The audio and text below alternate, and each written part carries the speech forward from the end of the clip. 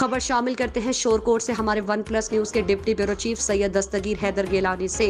Shorkot city के इलाका मोहल्ला मैदान वाला में नामालूम शख्स की 2 लड़कियों पर फायरिंग के नतीजे में मोहल्ला कुरैश वाला की रिहायशी 22 साल सिदरा जा बहक, जबकि 25 साल गुलाम रुबाब शदीद जख्मी हो गई। वाकई की इत्तला मिलते ही रेस्क्यू 1112 की टीमें और थाना शोरकोट पुलिस मौके पर पहुंच गई।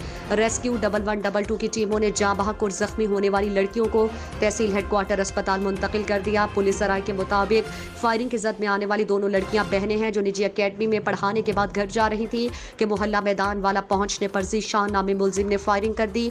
लड़कियों पर फायरिंग करने वाला जीशान नामी मुलजिम करीबी रिश्तेदार है। जीशान को 22 साल सिदरा से रिश्ते से इनकार पर रंज था। जख्मी होने वाली 25 साल गुलाम रुबाब को लाइड अस्पताल फैसलाबाद रेफर कर दिया गया। फायरिंग करने वाला मुलजिम कायम भरवाना का रिहायशी है। थाना शोरकोट पुलिस ने मुलजिम की गिरफ्तारी के लिए टीमें तश्कील दे दी।